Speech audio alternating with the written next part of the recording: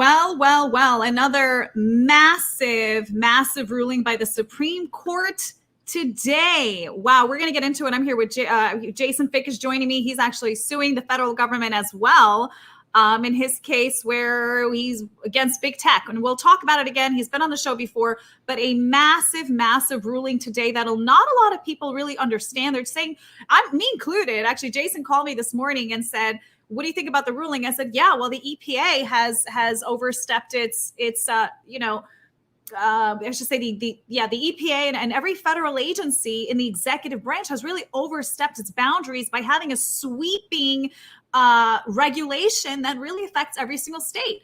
And in this case in particular, it's West Virginia versus the EPA. West Virginia was saying, listen, you're trying to shut down the coal mines, and I'm sorry, we're not going to listen to you. We have our own decision. We have our own right to have our coal mines. And so they took it up, they sued them and came against them. And the Supreme Court ruled that federal agencies are not allowed to pass legislation that is for the Congress to do, which is the Constitution. So Jason, come on in and talk about this massive ruling, because it really is a massive win for the people today. Well, thank you, Anna. Yeah, I don't think people quite realize just how massive this is. Huge. Now, because people might be asking, why am I on here? Because this is exactly the route that I had to take in the case that I'm fighting. We had to go back to the constitutional doctrines, right? The original principles. And that's what this case really represents. Okay. So let me take everybody back and walk everybody through how this all works. So the Constitution has, people have heard of separation of powers, right? And the reason that they did that was so that each branch of government dealt with its own sort of faction of the government. So you have the legislatures who make the law, you have the judiciary branch who interprets and enforces that law, and then the executive branch, which is the administrative branch. They basically run it, right? They do the job. Now, what's happened is that legislatures that were originally making the laws said, well, like things got a little too tough for us. Like the world got kind of too big. So we can't like make all of those legislative decisions. So what happened was they started delegating, right? That's to give somebody else the power, right? So they started delegating regulatory authority to these commissions. Now, I've talked about them as official regulatory commissions. They're basically public entities who are supposed to be disinterested. And by that, I mean, they're not supposed to have like agendas. They're not supposed to have like these things, where they want things done. They just simply follow their instructions and do their thing. They do what they do. And whatever industry they're regulating, that's what they do. Now, what's happened is that, a lot of people have heard the term executive order, right?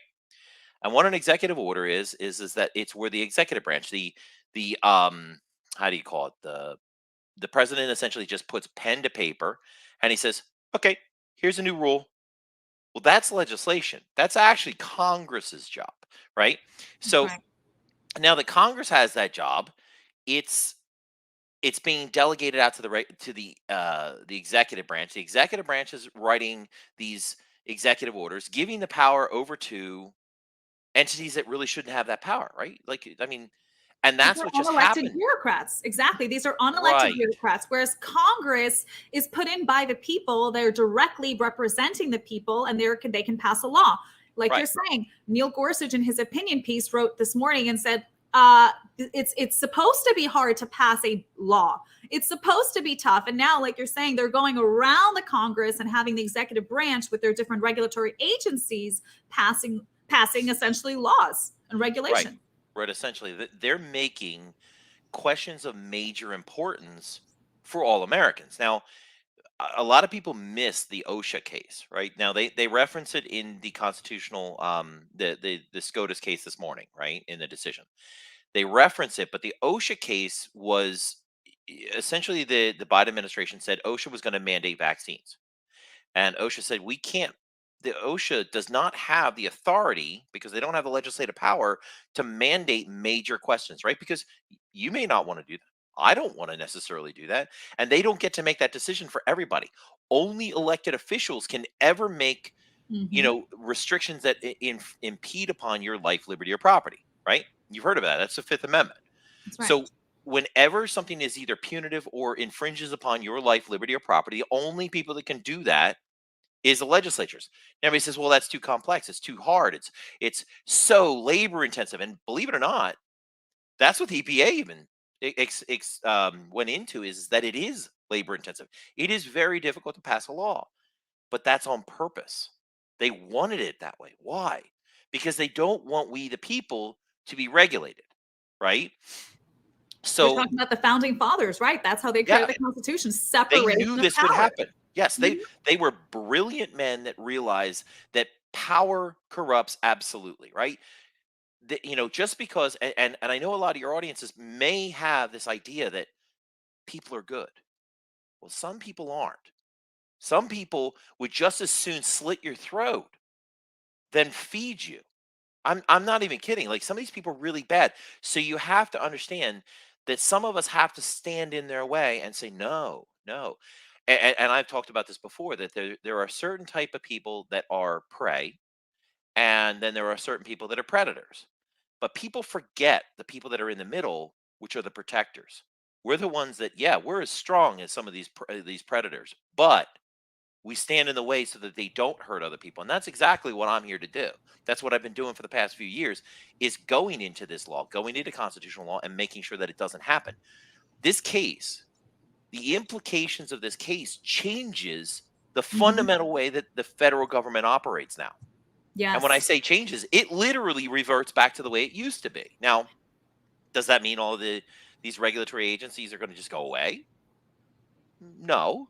But when they have broad or vast, or however you want to rephrase it, delegations of authority, means they can do whatever they want, make up their own rules, and there's no accountability and so forth, those statutes are going to be taken down, meaning the laws are going to disappear, and the power that they have is going to be revoked, right? Mhm. Because they're not to be granted vast, powers. Instead, what's supposed to happen is the legislature is supposed to give them very strict mandates that says you can do this, this, this, and this, and that's it. Instead, they said, do whatever you want. Mhm. And a lot of people have been relying on, unfortunately, a case called Chevron.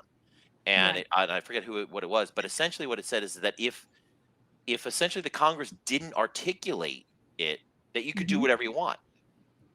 No, Right. this case absolutely upsets that and says no, Yes. that the legislature can't they can't assume for absolutely everything. So if it doesn't exist, this It's left. case now says then you don't have that power. That's right. It It's left to the completely flipped states. it.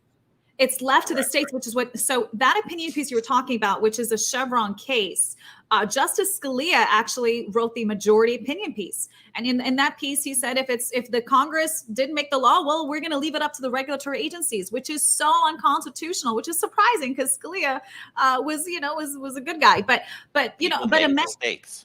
they do, absolutely. But Amendment 10 says the power is not delegated to the United States by the Constitution, nor prohibited to the states, are reserved to the states respectively or to the people. And so Neil Gorsuch, in his majority opinion piece today, said exactly that. This is the 10th Amendment. This is left for the states. It's the Congress, right? The people vote in the congressmen. You have the House and you have the Senate.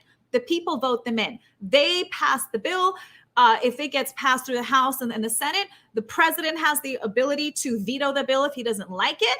If he says signs off on it, Equal becomes power. a law, and then the people can take it up to the Supreme Court if they don't agree with it. But it's not left to the federal agencies, the executive regulatory agencies. It's overstepping the separation of powers. I'm gonna really quickly show this video. Chris Ann Hall, who's a constitutional lawyer, highly recommend you follow her on Rumble. She's amazing. She's got really a daily video where she talks about laws and rulings, and she goes through it really, really well. Listen to her take on this court case today, the separation of all these powers and how this ruling is amazing. He says, admittedly, lawmaking under our Constitution can be difficult, but that is nothing particular to our time, nor any accident.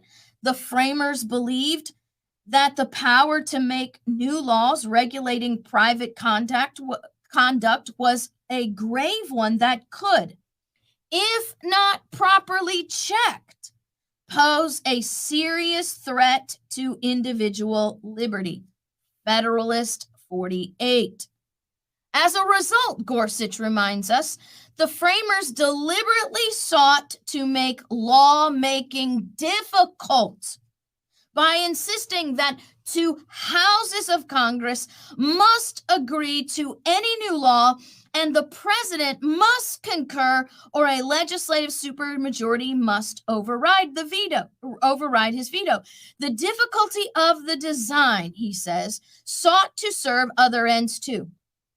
By effectively requiring broad consensus to pass legislation, the Constitution sought to ensure that any new laws would enjoy wide social acceptance, profit from the input of an array of different perspectives during their consideration, and thanks to all this prove stable over time. Permitting, he says, permitting Congress to divest its legislative power to the executive branch would dash this entire scheme. Allowing Congress to divest the intended complexity and difficulty in lawmaking to the executive branch eliminates the protections that were intended by creating a cumbersome process. He says, legislation would risk becoming nothing more than the will of the current president, or worse yet, the will of unelected officials barely responsive to him. Perfectly said. I mean, we just discussed that. And that's right. I mean, here's the other crazy thing that Neil Gorsuch, I love that he put this into his opinion piece this morning. He wrote, quote, the legislation would risk being nothing more than the will of the current president, which is the exact quote from liberal Justice Breyer's book, Making Our Democracy Work, A Judge's View. He literally quoted a liberal justice in his opinion piece today saying this is exactly why we have this court case within this ruling, because we are giving way too much power to the executive branch. Correct. We are beginning to be run by bureaucrats instead of, and everybody's feeling the effects of it. That's why unelected bureaucrats, right? Exactly, unelected bureaucrats, and that's why at the beginning actually of her video, because I did manage to get a chance to watch it. She says, and I would concur. I think I told you this morning. Mm-hmm. This is bigger than Roe versus Wade. Yeah, it is. Because Roe versus Wade didn't really change abortion. It just put the power back to the states. Whereas this fundamentally changed our entire function as government. They just reined in executive power. And in doing so, they've just essentially gutted the power of a lot of these regulatory agents. But see, there's a different echo. Like, this is going to have effects to all sorts of things that people have. I mean, it's just one of those. I'm excited. I'll be honest. I'm super excited, and you know why. Yeah, we're going to talk about your case in a second. I want to jump in there real quick, not to interrupt you, but exactly right. Roe v. Wade, overturning of Roe v. Wade with the Dobbs case, the Supreme Court just ruled on, is massive. It is, right? But it's only one singular issue. And when I say massive, I mean, obviously life is important, but it just gives back power to the states. That's great. This ruling not only separates the branches again, but it also, number two, gives the sovereign power again back to the states, saying the EPA has no right to have a sweeping legislation, essentially. Right. It's got major questions. They're not allowed to make decisions on major questions for all citizens. It's giving the power essentially back to the people. That they can't just decide the coal industry is bad and all of a sudden we cannot use coal. Mm-hmm. That's ridiculous. I mean, the Clean Air Act, all of a sudden, well, sorry, we're just going to change your entire infrastructure of your country just because we choose to from an unelected bureaucratic body. It just doesn't work like that. That's right. This is big. Huge. And I'm going to read from this a little bit. This is an opinion piece. This is from the SCOTUS blog. I really like them. I just discovered them and I really great article. Supreme Court Oh, yeah. curtails EPA's authority to fight climate change. Again, not just climate change, but it was a 6-3 vote. The Supreme Court today truncated the EPA's power to regulate greenhouse gases. The ruling may hamper President Joe Biden's plan to fight climate change. I'm going to go to the second paragraph. By a vote of 6-3, the court agreed with Republican-led states and coal companies that the U.S. Court of Appeals for the District of Columbia Circuit was wrong when it interpreted the Clean Air Act to give the EPA expansive power over carbon emissions. The decision, written by Chief Justice John Roberts, he was the one that wrote the disseminating opinion, and Neil Gorsuch wrote the majority opinion today. So again, massive. This affects every regulatory agency in the executive branch. That includes, right, the FDA, the EPA, the IRS. I mean, you have SEC, FCC, everything. AFT. I mean, every regulatory branch. So like you said in the opinion piece, Neil Gorsuch wrote that major decisions are left to Congress. It's left to the people because, again, they're elected by the people. Major decisions cannot be made by these regulatory agencies. Right. Yeah, lawyers pay attention. Start learning your constitutional non-delegation. What else? Major questions doctrine, the void for vagueness doctrine. They actually touched on that without ever mentioning it. They talk about vague language and so forth, because a law that grants delegatory power can't be vague. You can't just have arbitrary power being granted because nobody knows what is and is not prohibited. So they just make it up as they go. There's actually a term called filling in the details, right? And these companies have filled in the details not based on the legislature, they based on their own agenda.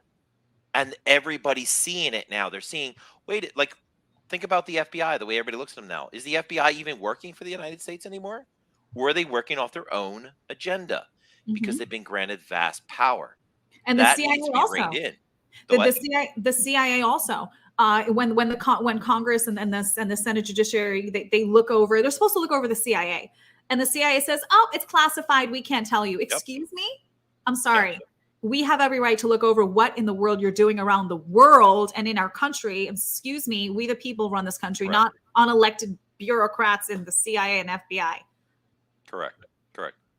So you had something interesting. You called me today, and you're the one that really brought it to my attention. Like, I was reading it, I'm like, oh, this is amazing, great. But then you're like, no, Anna, this is like really massive. Huge. And you told me that Neil Gorsuch's some of the two. You talked about 2 points that were in the ruling that you said actually is in your lawsuit because you are suing the federal government over Section 230 and the Good Samaritan Clause. Which, by the way, if you haven't seen that video, it's about 8 months ago. We were way ahead of the curve before he even filed it. Got to watch it. The executive summary of his lawsuit has amazing legs, and the congressmen and senators are coming behind him as well, realizing this is massive. So talk about the 2 points that is in your lawsuit as well. Well, there's obviously far more than 2 points. Essentially, what has happened here is that this case has blazed the way, and you're ready, just so your audience understands. They just blazed the way to take down big tech's authority over everyone.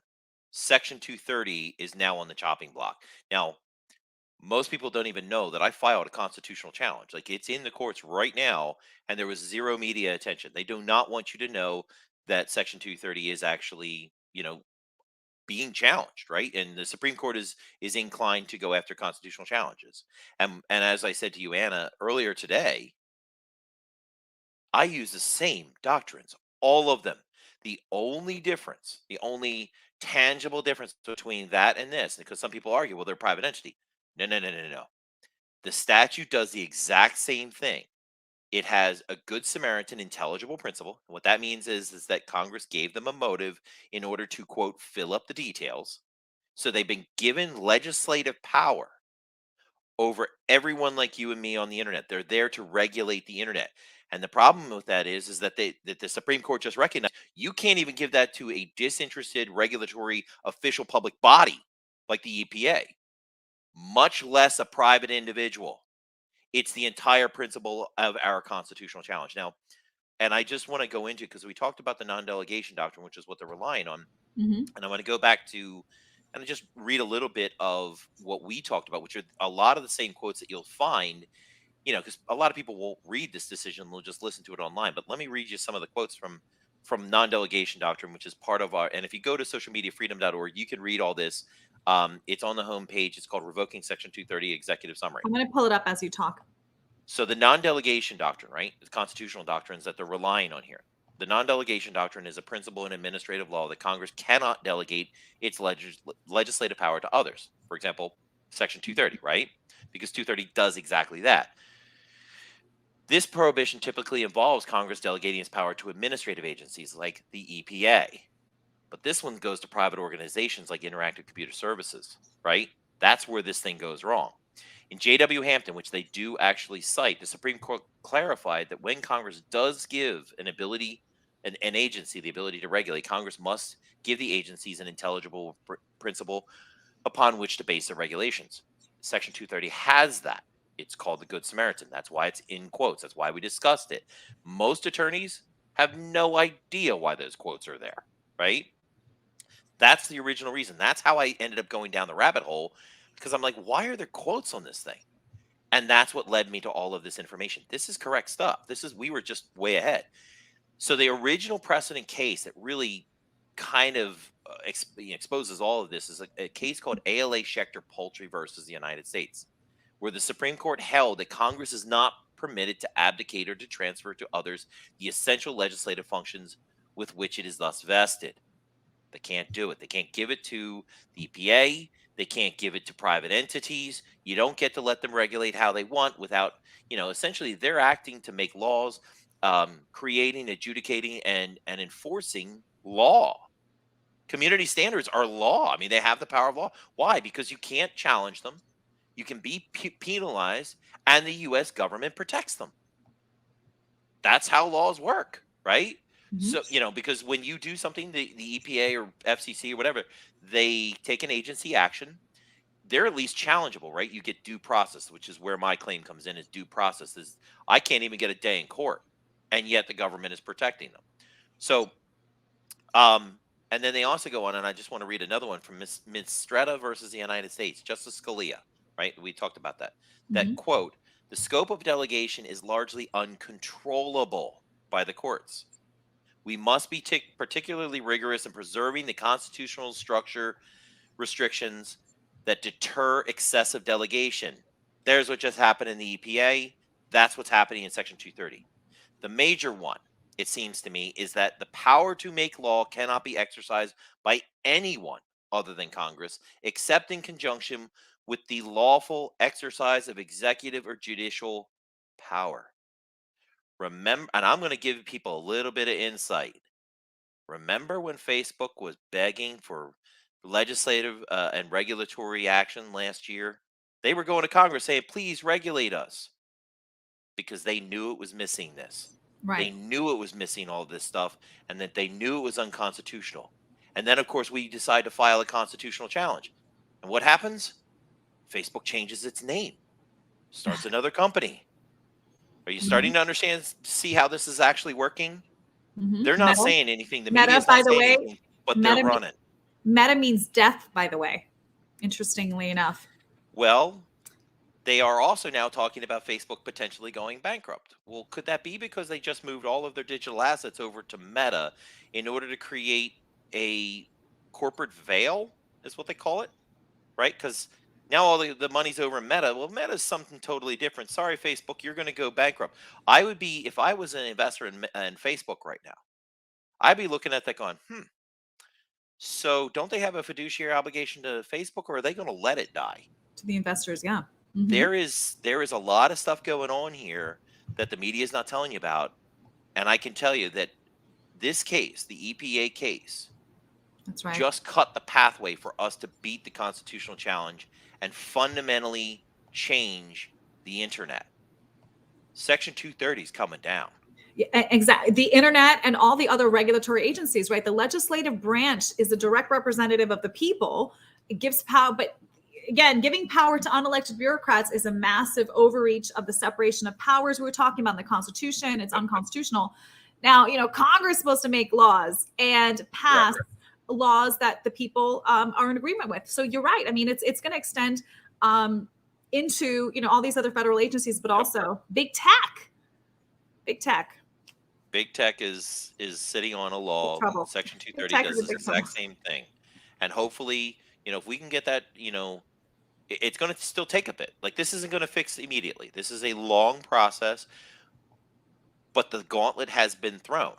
The Supreme Court just said, Massive. nope, you cannot be given this power. And that is huge. This is literally a pivot for America right here.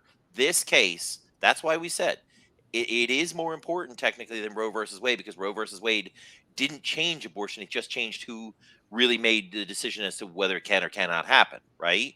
Yeah, it was basically This the federal changes government America. can't touch states. Exactly, the federal government Correct. can't mandate abortions. That's up to the state, which is the way that it should be. But again, it's one issue where you have here every single federal agency except the Congress, right? Except the branch of Congress, the legislative branch. It's huge. I wasn't going to go live today. This is absolutely huge. Yeah, massive. This is so important that people need to understand. America just changed. We just started back on a path to what it was supposed to be. Like, they just, I mean, they crippled the executive office and said, no, you don't get to make laws anymore. You don't get to delegate just broad authority to these regulatory agents. And, oh, by the way, you have an agenda to make clean air. I mean, it sounds good, except we all know that they just put nice, pretty bows on their names, and they're horrible. I mean, look at the Patriot Act, Well, and they were shutting down, like with this lawsuit, West Virginia versus the EPA. I mean, the sweeping rule that coal mines have to be closed. And I'm sorry, what the globalists are trying to do is make us energy dependent on other countries, and also shutting down our factories, shutting down our power. I mean, it's just so unconstitutional. So this is so massive. I'm just like, wow. So I want to talk to you about a couple other things real quick. So Sure. There's some other important things that have been happening. Obviously, you've known me for a while now, and it's kind of interesting when people finally recognize. The way I liken it is almost to a race. People like to bet on the horse that's going to win, right? And some people bet on the horses based upon their own gut feeling, right? And people like you have stuck with me, like way back when I was at the back of the pack, and I'm moving through the pack really, really, really fast. In fact, I'm now working with congressional members. I have meetings with other sitting Congress members now. Candidates are backing. I was actually approached, and I want to tell you two stories real quick. And these will rip everybody. I almost gave up. That I was fighting this for years. I went to the Supreme Court, and I got everything thrown in my face. And it was crushing because we'd spent years on this and everything I had financially, and I was just done. I was like, I can't believe these courts just don't get it, right? But they didn't really look at it because, of course, it was California courts.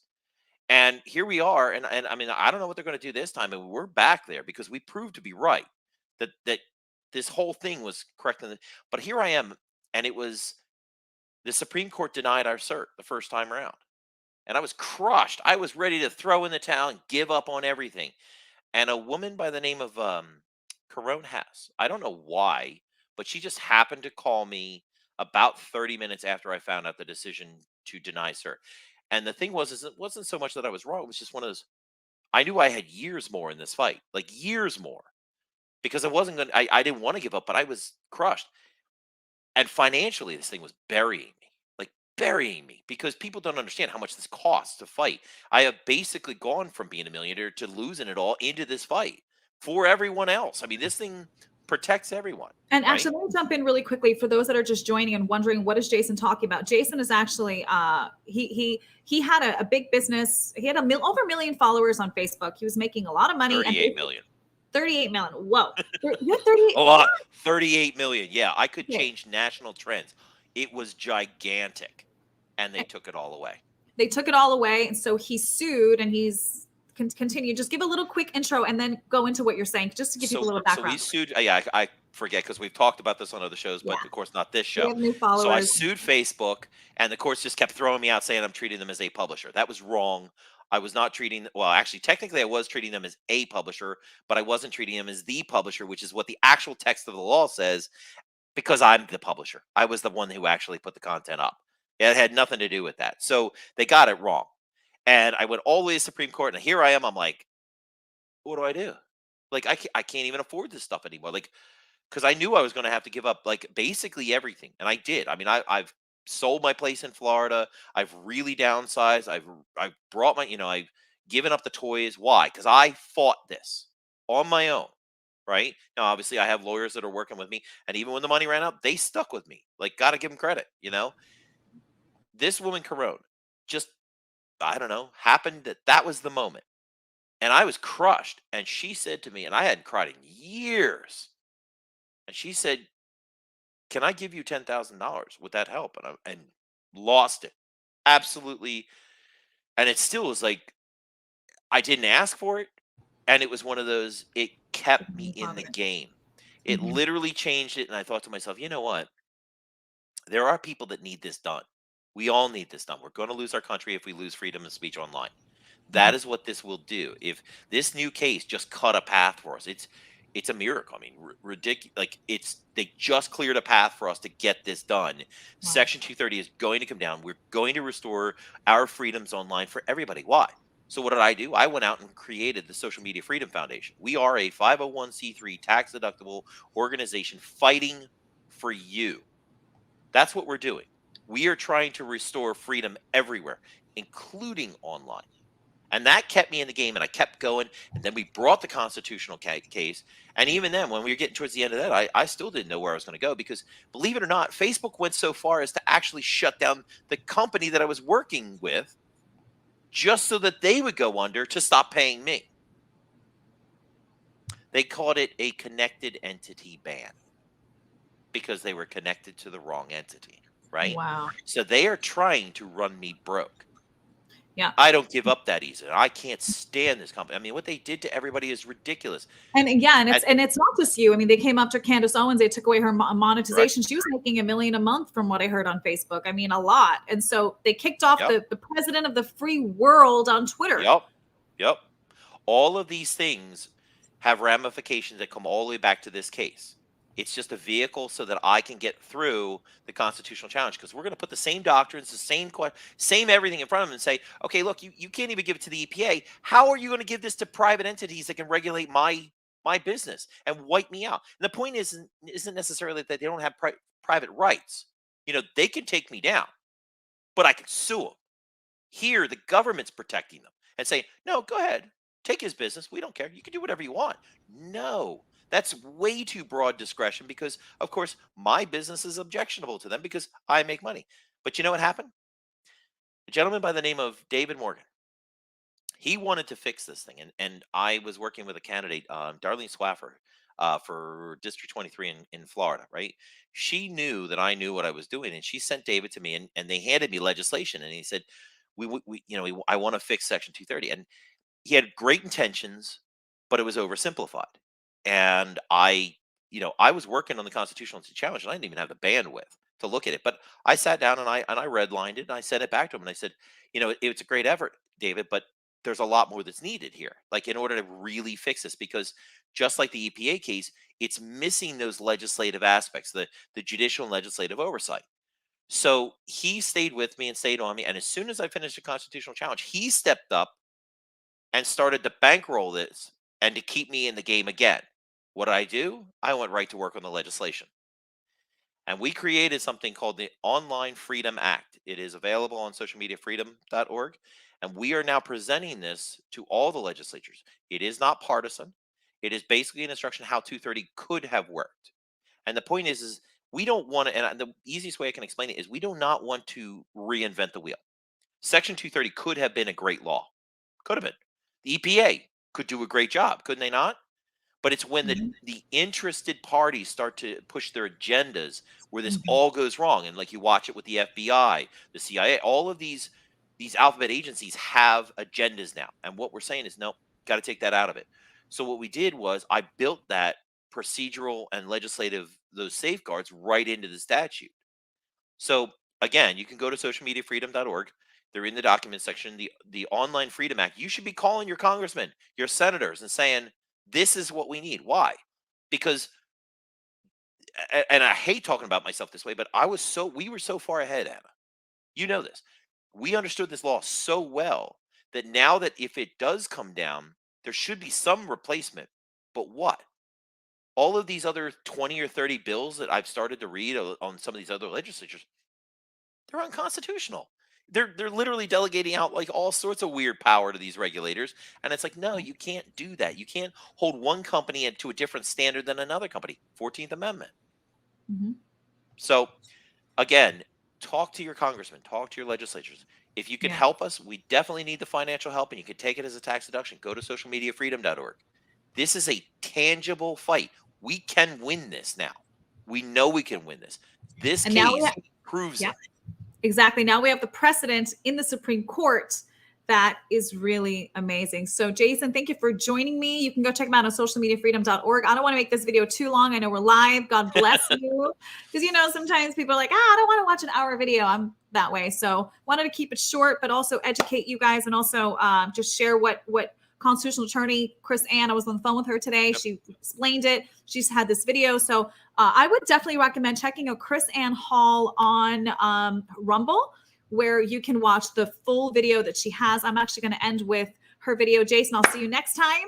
And your lawsuit now has amazing precedent. So praise God for big tech also being in big trouble in Jesus' name. See you guys. The legislative branch is a direct representative of the people. Therefore, these issues must be left to the people through their representatives and not handed off to unelected bureaucrats. You see, the distinction is, are we a republic or are we a kingdom? When unelected bureaucrats create legislative actions and consequences upon the people, whether they call them laws or regulations or not, then what we really have devolved to is an oligarchy of aristocracy that we have no control over. None whatsoever.